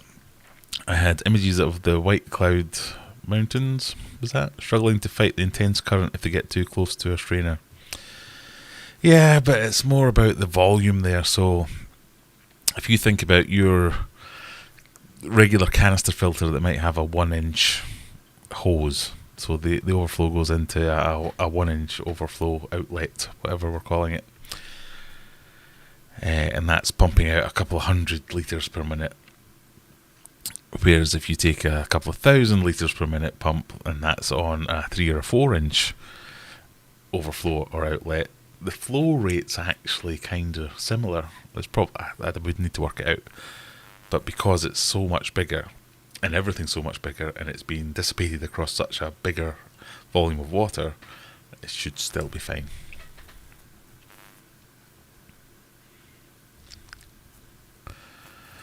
You were right. Yes, me not like. So, IPAs, I thought I didn't like IPAs, but that last one was fine, and that was an IPA, wasn't it? So this is Coastal Hopper, Big Drifter, that was an IPA. Yep, West Coast IPA, that was fine. And Being Hazy, that was an IPA, and that was fine. So it's not IPAs that I don't like. What is it that I don't like? What is it about Coastal Hopper that's putting me off? Genuinely interested. I don't know.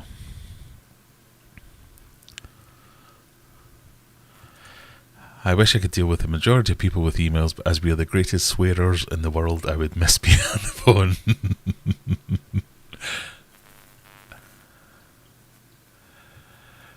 phone. Triple hops means they didn't have enough of one sort to make the beer. I needed the 3 to make... make it a feature, not a bug.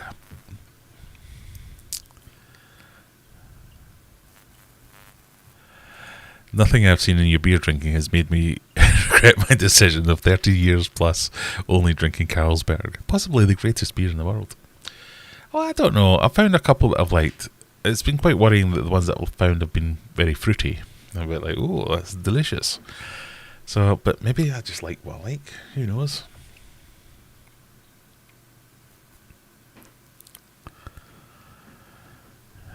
If you too have any beer suggestions, join Graham on the Aquarium Adventures Discus server. There's a channel for that. There is indeed. Not a pond, but I love my 40-gallon breeder with a bunch of nano fish. Yeah, I do like the idea of small fish in bigger tanks. Obviously, as a Discus guy, that was kind of one of my thoughts, was mega tank with 100 Discus. One day that would be great to do that, but do you know how much that would cost?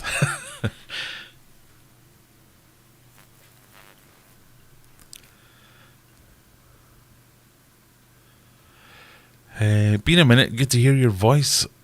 love, my friend. Oh, thank you, New Local Austin. Or is that about someone else?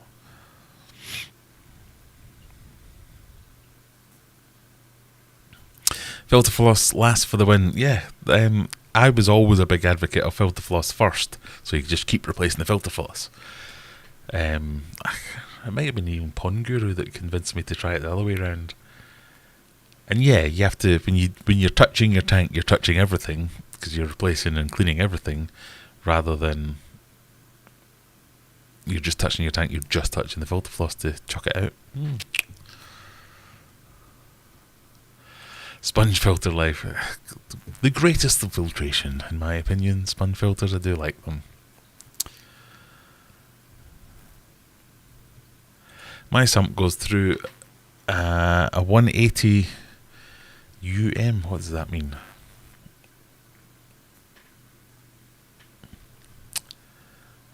Ultramicron? I don't know what that means. Uber micron, surely Uber. It goes through a sock before it hits coarse sponge, K1, alpha grog, and floss, but nothing is perfect. Yeah, I think that's the beauty of it. Is everything can be tweaked and messed around with, and if they hadn't, then. David says, Mega Tank, sorry if it's just been discussed. Just join the live. You'll have to watch the replay, David. Yeah, Mega Tank is empty. Going to be worked on next week. I have a week's holiday. I have a week to get it fixed. Otherwise, it's being set on fire. Probably the amount of hoppiness. Is it the hoppiness that I don't like? I don't like the smell of hops, clearly. But some of them have smelt quite hoppy, but then also being quite tasty. Discus tank look awesome, by the way. Thanks, David. You're going to have to watch the replay. Discus tank's dead, sorry. I've always been here, says Scott, but you've been in controls then, so I took a step back to look after the kitty cats. QC Aquaholics, sup y'all? Sup QC. We're on the third beer of the evening, which is not nice.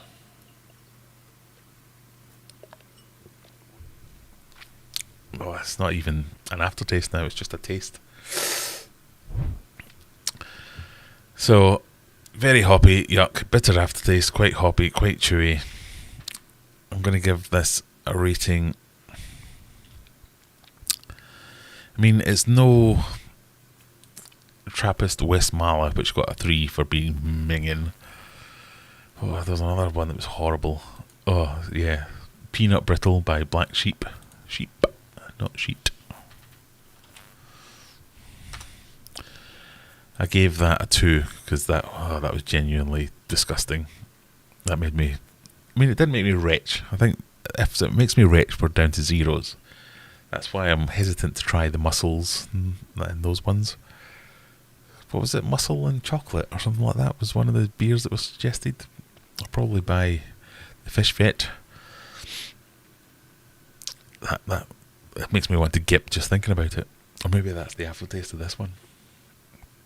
So I don't think I could give them 0 unless they actually make me throw up. And I don't think they can give me 10 unless...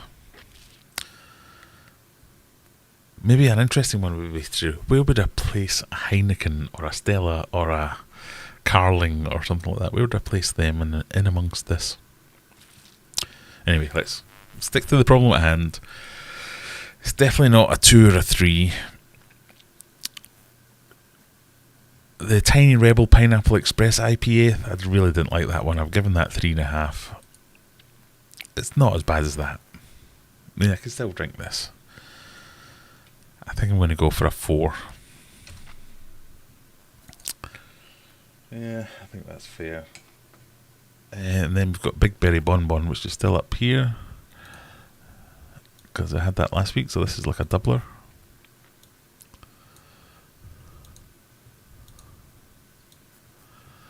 I can't remember what we said about Tropical Trossics. Strawberry Bonbon is 7.2. But let's finish this one first.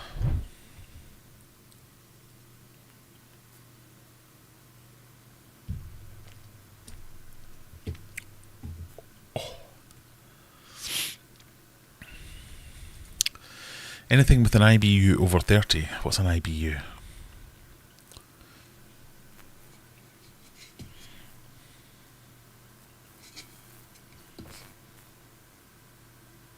I don't see IBU anywhere. Oh, IBU.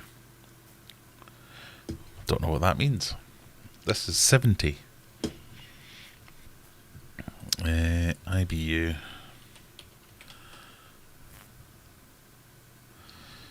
Beer? Meaning. IBU is an abbreviation for the International Bitterness Units Scale, a gauge of beer's bitterness. I did not know such a thing existed.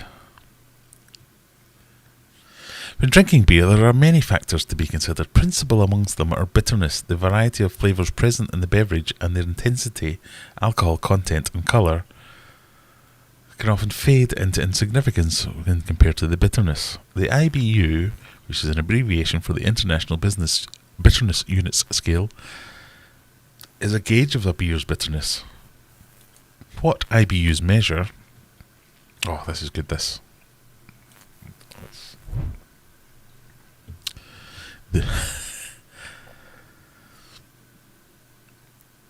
The rate of bittering is an important influence in taste, as the success in the marketplace of Dogfish Head Brand's 60-minute IPA and 90-minute IPA has demonstrated, but an IBU scale is more accurate for measuring bitterness than any method based on the rate of hops addition.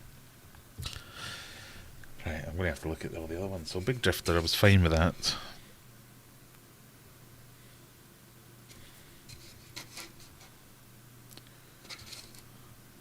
So it's near the alcohol, but that doesn't list one. Oh, that's annoying.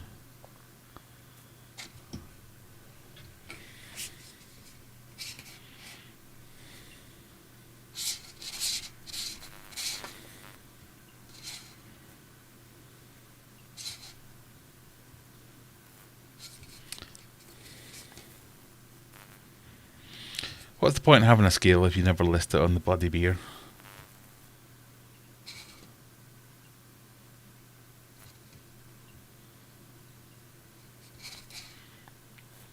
Right, so the two that I actually liked don't list an IBU volume. The one that's minging has an IBU rating of 70.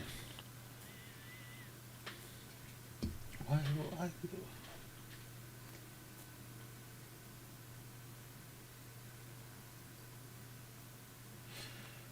Infuriating. So maybe it is the bitterness. I can imagine that would be. Is November the 4th potentially a bonfire stream? When is November the 4th? When is November the 4th? Obviously, it's November the 4th. Well, 5th is bonfire night. November the 4th, yeah, we'll have a stream on the 4th. That should be fine.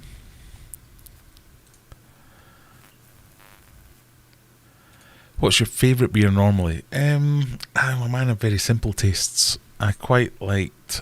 So, the reason I have a Hop House 13 glass is I really liked Hop House 13 Lager. That was one of my favourites. I really like Lost Lager by Brewdog. I'm a big fan of Heineken. I like a Heineken. I have simple tastes. I like a nice, fresh, crisp... Fresh and crisp, I think they're my two most important factors. Fresh, crisp, and if I was to add a third, it would be not minging, which this does not meet.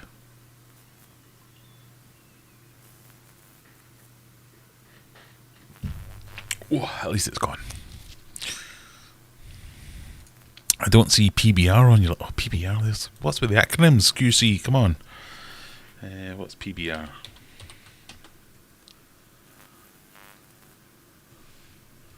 PBR, drink meaning Pabst Blue Ribbon, is that a thing? Commonly abbreviated as PBR, is an American lager beer sold by Pabst Blue Ribbon. I've never seen that before. Established in Milwaukee, Wisconsin in 1844 and currently based in San Antonio. I've not seen that. Is this what we mean? This stuff?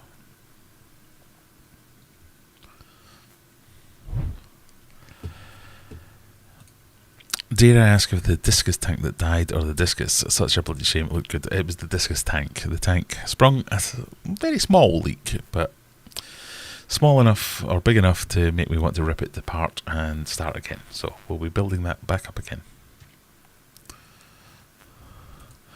I'm sure there'll be an explosive stream if there is one. Boom, boom. Psh, psh, psh. I might actually... So, where my house is brilliant for fireworks. I'm on the top of a really big... Sheffield is built on 7 hills, much like Rome. It's a throwback to my job interview when I first moved to Sheffield.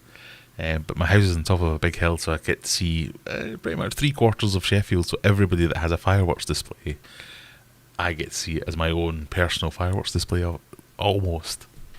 So if it's good enough weather, we might do it outside, and I can have a fireworks camera, and we can...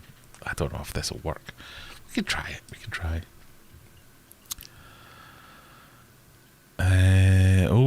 It's jumping all over the place again. Not sure I want to refer back to this, primarily because of how much bad luck you are. Well, thanks. I tentatively remind you of my offer to visit once the second tank was set up. Oh, yes. Yes, I can't actually remember where you live, but send me a message on Discord or email or whatever, and maybe we'll sort something out. I'd love to come and drink all your beer. I'm betting on Hop House 13 before I got... Yeah, there you go. Thoughts on shell dwellers or pipefish to breed? If you can get pipefish to breed, that's probably the one to go for, but shell dwellers are very popular and quite easy to breed, so depends what you're after. Right, we're going to go on to the final beer of the... What time are we at? Am I still... 15 minutes left. BBB. Berry Berry Bun Bun. Big Berry Bun Bun. Strawberry milkshake. I think I liked this last week. Hoppy. Oh, God. Well, maybe this will be one of the ones that smells hoppy, but isn't minging. If I remember rightly, this is pink. Yep. Appears to be pink.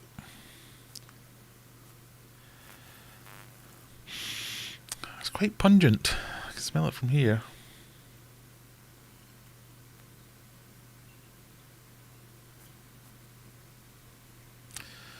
Oh, another flake-worthy head.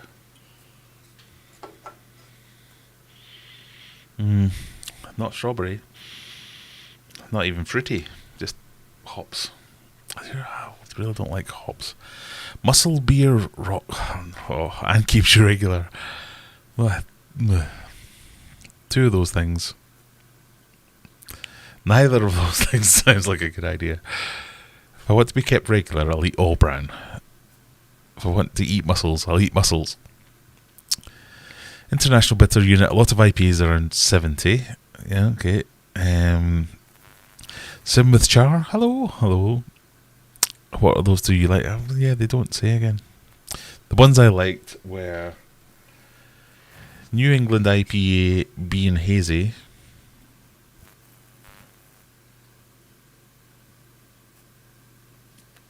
And I don't see anywhere on there that says what they're.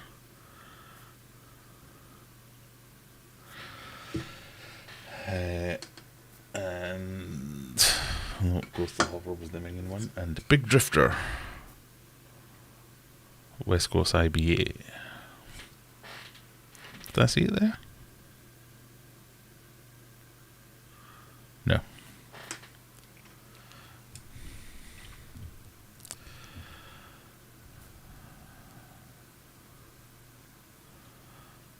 Steiner posted a picture of the Discus tank in Discord. Right, let's have a look at that. Oh! Who put that there?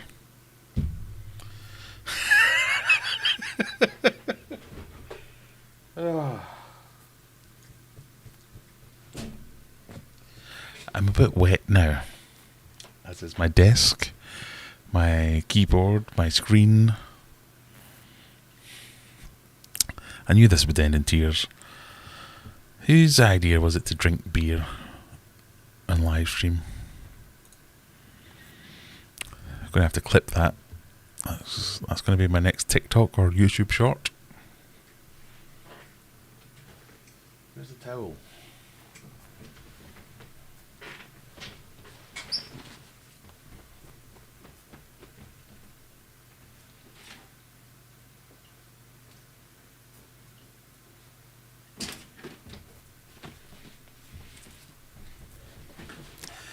I'm more pissed off that I've wasted half the beer.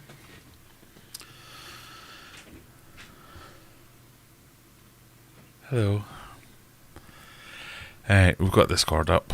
Oh,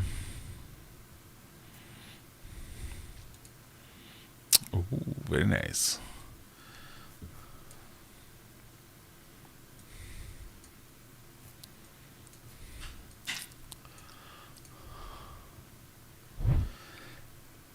That's what I was trying to show you before I splaffed beer everywhere.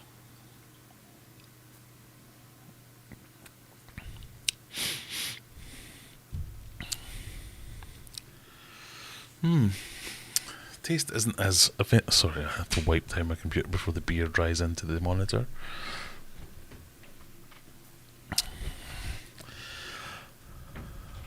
I like that. I like that tank. That's nice, Steiner.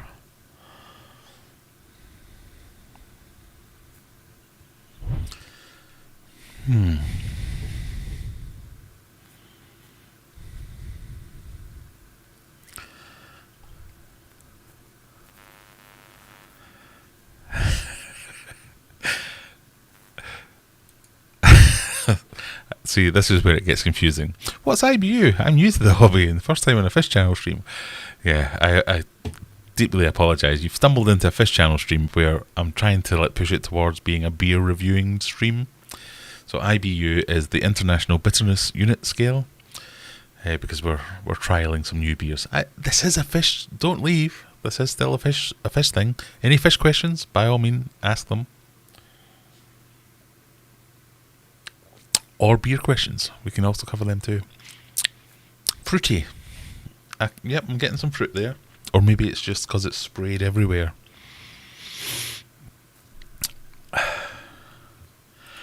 It's nothing to do with aquariums, no, sorry. We're talking beer.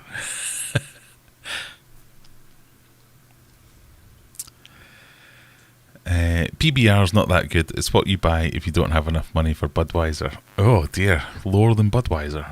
Oh, sure.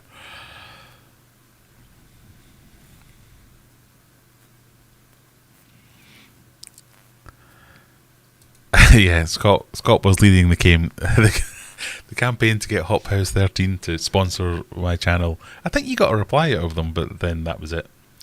I think the new one has to be with Bradfield Brewery. If anybody wants to go there, I really quite like their the blonde and the pale ale ones. They're quite nice. And as they're local, they might actually sponsor me. Bradfield Brewery.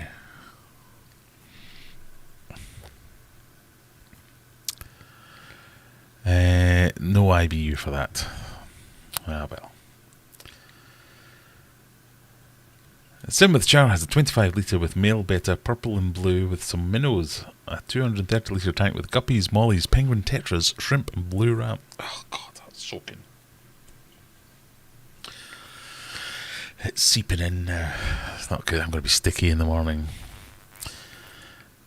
So I guess this was the point at which I spilt my beer.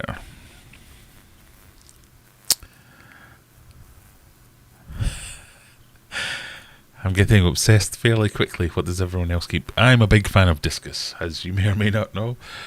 But I've got quite a few tanks with quite a few different fish, so I find something redeemable in most fish.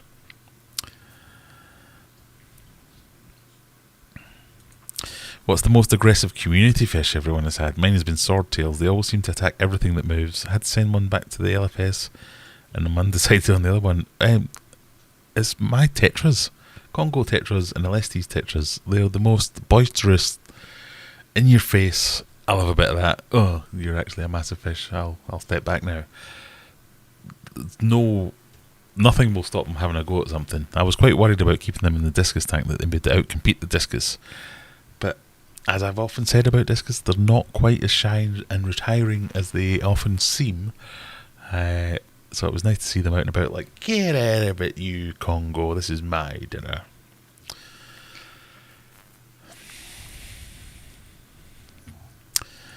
And that made my day. So this is obviously where I started spilling my beer. I apologise, everyone.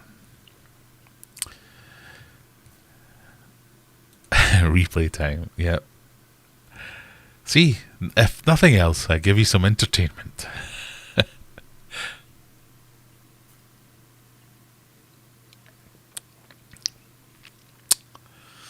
See, it puts me off this because it stinks.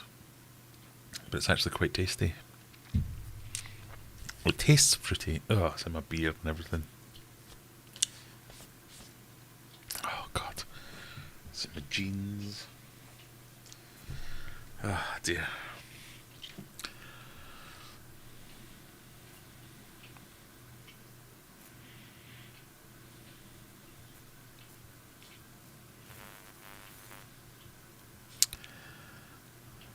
The Discord link is up here. Simith Char.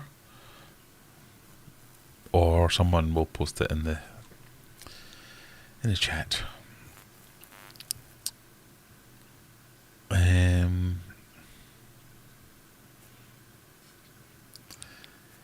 Our Aquatic Universe with Mike B. That's quite the channel name. He really is just too tight to throw away the water when he does water changes, so he pretends it's a beer channel. I normally, or not normally, but I've started streaming from the fish room, so I was planning on doing that today, but it's pissing down outside and I have to walk outside to get to the fish room, so we put I put a lid on it today. But we might go from the fish room again. I'm wondering what a good middle-sized fish is to get, but I don't want anything that is even fairly aggressive. Oh, God. Sticky. What was the size of your tank again? You have a 25 litre and a 230 litre. So the 230 you could probably get some decent sized fish. What have you already got in there? Let me have a quick look back. Guppies, mollies, penguin, tetras, shrimp and blue rams. A 230 litre tank. So a 230 litre tank, I would obviously be thinking, oh yeah, Discus tank. Not going to do so great with guppies and mollies necessarily, but doable. But blue rams, but you could be thinking of things like, God, what are they called? I've immediately forgot. Acaras?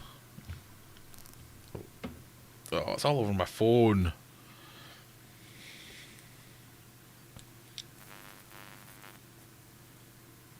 Yeah, still works.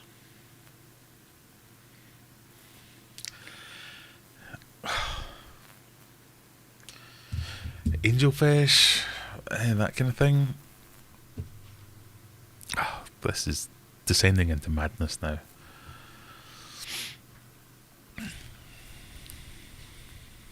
Angelfish, maybe not, because they do get quite aggressive. Oh, look at this. This is what Chief Mod stuff is made of. I guess you'll need to get yourself a new hoodie now that you've spelt beer on it. Good job, you can get one from www.aquariumadventures.co.uk. And if you subscribe as a hero member, you get 10% off that hoodie as well.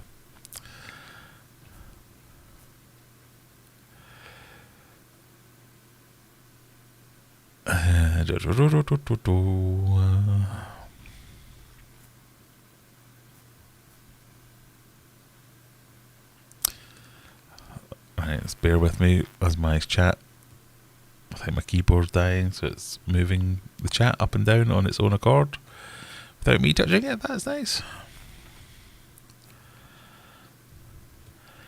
Mike B, a few days ago when I woke up, I looked up and noticed my electric blue Acaras had just a few hundred fry. Well done, nice to see.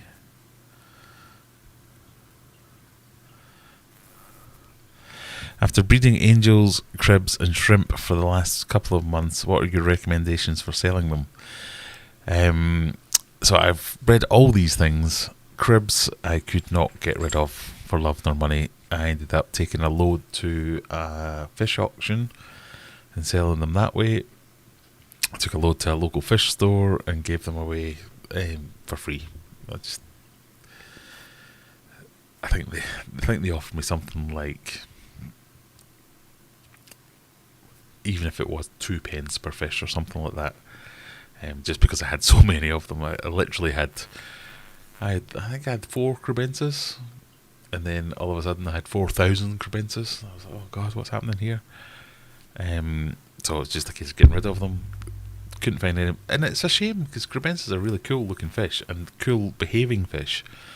So it's a shame that they're not more popular. Couldn't get rid of them. Shrimp, I've never had a problem selling shrimp, whether it be to a shop or through my website or on eBay or whatever. Like anything that you can do, people are always interested in shrimp, especially if you get decent shrimp. So I've never struggled getting rid of shrimp. So like your bog standard cherry shrimp, yeah, someone always wants some. If you get into the jade blues and all that kind of stuff, I've only just started looking at them, but they seem to be equally as popular and people are happy to pay a little bit more for them.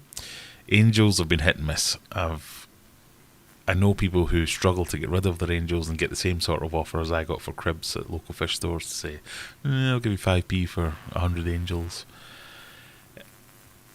I'm not sure whether it comes down to the type of angels that you're breeding. So if they're like koi marking, silver, platinum, whatever that might be, you might get, results may vary. It's just so many factors. It depends on where you are, how you're going to sell them, if you're planning to ship them or not. Who knows? New t-shirt, oh my beard. Oh my beer /d. Gouramis should do well in a 230 litre. Yeah, there you go. I'm surprised Hans hasn't been in there suggesting all kinds of weird gouramis. Oh my beer.